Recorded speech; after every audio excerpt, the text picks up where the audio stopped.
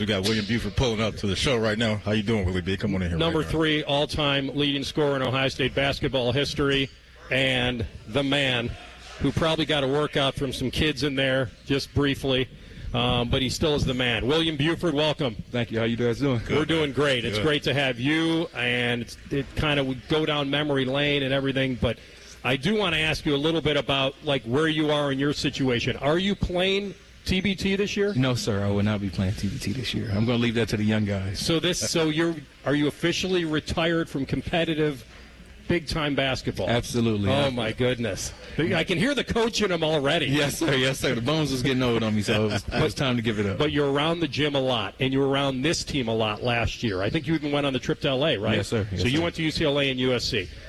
You've seen one full year of Coach Jake Diebler. Absolutely. Give me your endorsement, your feeling on where he has the program. Oh, I think the program is in great hands, especially this year. I think the guys that we bring in, I think they're great guys, including the core guys that we already had. I think the Coach Diebler is just doing a great job of just keeping us afloat and bringing in the great guys to just carry on the tradition of winning. So I think this year we're going to have a great year, and I think Coach Diebler is way more comfortable this year in his new position. So that's why I say I just think he just got more comfortable. So it's just great seeing him just, feeling himself and just getting in his role and having some confidence. You are a really good bucket getter in your own right, man. And one guy I couldn't wait to ask you about is Mobley Jr. and what you see from him and, like, where he is. Because we could see it last year. Like, okay, he got some goods to him, man. This dude can go.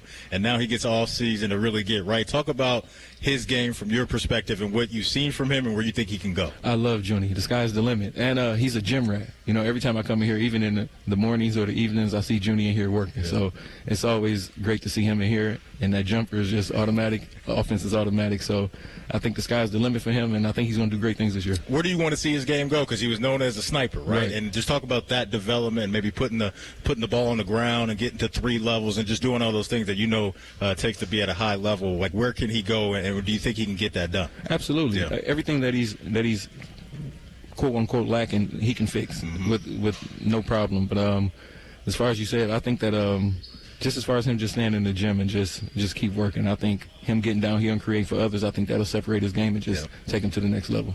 We're visiting with all-time great William Buford here on Rothman and Ice, live from the Shot Buckeye men's summer workouts. Bruce off the ball, trying to do that, get Juni to run a little bit, get some minutes for Bruce on the court when he doesn't have to run everything. How key is that? I think that's key also, especially for Bruce going to the next level, because at the next level I believe he's going to have to, learn how to work without the ball. So letting Juni take that role some of the time, it will benefit him also, and it will be beneficial to the team also. Maddie just asked you about the jump from Juni year 1 to year 2. Were you a part of you were in the vet camp that came in here? Yes, sir. Okay. Yes, sir. How did he handle it? Oh, he handled it great. Juni's a baller. Juni's going to ball out no matter who's in the gym. He's going to show his butt. So Juni, he was killing. He was doing what he usually does, knocking down shots, creating for others. And I think, like I said, I think the sky's the limit for Juni. Did they try to frustrate him? Like, did they try to? Yeah, but like I say, he's a gym rat. He knows how to hoop. He can handle any situation offensively for sure. And he was handling it with no problem with us older guys. I did hear, you can tell me, so a source told me that, and I know that it was dedicated for you guys to, they couldn't have beaten you guys, right? Or could they have? I mean, Jake kind of orchestrated it to make sure, or no? No, okay. Not yet. No. So that's still holding out. So that's a story Jake's just telling me to kind of, hey, I had to make sure my young guys didn't win, because if they won, then we'd have problems. Their heads would be too big. And then the older guys, we can't let them come in here and just, we still got to show them that we still the older guys. We still hold it down. So I heard there was, I don't know whether it was a quarter at the end of the game, and the clock's ticking down, and Juni's got it. And I heard, like, D'Angelo and Malachi, like, 6 seconds, 5 seconds. Juni's not going. And I hear that Malachi and D'Angelo, like, blitzed him, and they got him to turn it over or throw it away. Is that true? Sorry, Juni. Yeah, it was true. It was true. But like I say, Juni was playing that good and was balling out that they had to do those things to kind of contain him. Good, but you want him to experience that stuff. Absolutely, because this year I'm pretty sure he's going to see every defense that's imaginable, because I'm pretty sure he's going to be cooking how he's supposed to. Talk about Devin Royal, man, and where he can go, because, look, I grew up in Pickerington. He's a Pigtown guy himself, so I know there's a lot of love and respect for him in the city based off of what he's done. But last year, you're like, okay, you can see it kind of really coming together for him, maybe making the move this season, a small forward. forward. Absolutely. That transition for him, what are the challenges that could come his way? Juni had a great year last year, and this year I think it's going to be even bigger because I've seen Juni this whole summer. He's been working on his shot tremendously, and every time we play, he's been knocking them down. So once he get that three, and his midi and close to the rim, that's already money. So once that three, and then he can create that drive, and then just create for others, I think he's going to have a tremendous year this year. Yeah, I mean, listen, Devin trying to play the three. I think Devin's a matchup problem on the perimeter. No question. I mean, with his size, but you're telling me he can still score in the paint and get to where he needs to be. And once that three, like I said, he's been working on that three. The coaches have been doing a tremendous job at having him working on it. So once that opens up, he hit a couple of those, and he can get to his money where it's easy. It's going to be sky's the limit for all these guys. Talk about the mid-range shot, right? Because a lot of times in the NBA, it's like layups and threes, Absolutely. right? Layups and threes, but I think there's still power in that mid-range shot, right? And you were a guy that could get busy down there, too. Absolutely. But just do you like where basketball's headed with the amount of three-point shots? Is there too much and not enough mid-range? How do you feel about that? For me personally, I think so. But, this is, like I say, it's analytics. That's how the game goes. Yeah. It's more threes and layups. But that midi is a lost art. And, man, it opened up so much more of your game if you can shoot that mid-range. So I think – like Juni, Devin, those guys are tremendous. Bruce also, those guys are good at shooting that midi, and I think it's a great shot. Yeah. Bruce is coming for your points. As he should. Okay. Records are meant to be broken. But he got to get past the great Toledo legend, Dennis Hobson. That's right. We talked about the math.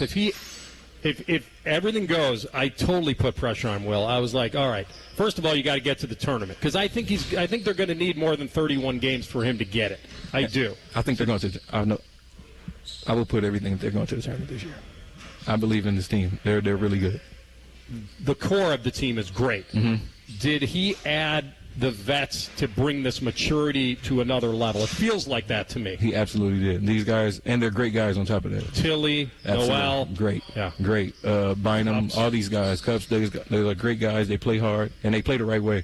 And they want to win, so that's the main thing. So it's about the culture. Coach Diebler's bringing back the culture also, so that's amazing. What do you think about the front court and where that's at right now? Because I know there's a lot of focus on that last year, right, with Bradshaw and Stewart, and now you bring in a couple guys, and I know rebounding was something Coach Diebler wanted to get better at. Do you feel like that front court unit is ready to hold it down and clean up the glass? I honestly believe so, man. We brought in some great guys. Like you say, Tilly, we have Brandon. Devin can be down there when he's going to the 3 and the 4. Bynum. We just got some great guys. Yvonne. Like we big this year, so we got some muscle, and like I say, guys want to play the right way, and they trying to bring back the culture, and they're great guys. Yeah. Do the bigs have skill also? I feel they do. Absolutely. Yeah. Absolutely. Especially, I like Tilly and I like Bynum a lot. So those two guys, I think they're going to be surprising. Is there versatility within the bigs from you seeing, meaning a lob threat, a guy that can maybe space the floor a little bit? Are those options available? Those guys can do everything. Okay. I'm literally trying to. They did some great recruiting this year. Like I say, great guys, great players, and they want to win, and they play the right way. So the coaching staff did a great job. Good to hear. Hobson, Herb Williams, William Buford, and Jerry Lucas tied. This is who's sitting between us today. So bucket getter. William Buford. And I did some quick math. He said he's okay with it. But if they get 35 games this year, 31 reg season, 2 at the Big Ten tournament, and 2 in the dance, that'll work. Then Bruce would have to average 14.4 a game to pass you. Please do it. Bruce is my guy, and he's a great person, great player, and I want to see him do the most that he can do.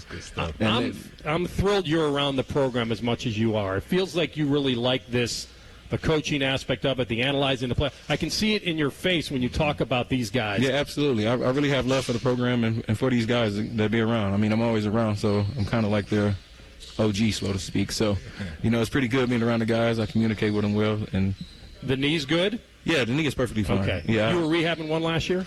So I retired. I decided to retire in January. So I played my last year in Brazil, and then this first year was my first year out. I give this guy 10 half-court shots, nobody on him, just free half-court shots. How many does he make? You don't even know him, but 4. Oh, he gave me 44. He gave me 4. I said I can knock down 1. So I got more confidence in you than you. You do. See, that's the coaching in me. I got to get into the coaching. You know what I'm saying? I got you, bro. Raise your level of expectation. Will, it's great to see you, yes, man. Sir. Likewise. Thank you for having me. Have a good time with your kids today. We appreciate you jumping on. Sir. We'll come back, and we'll try to track down Juni. Yeah. I know he's around. We'll get the sniper on next. Rothman and Ice on the Fan.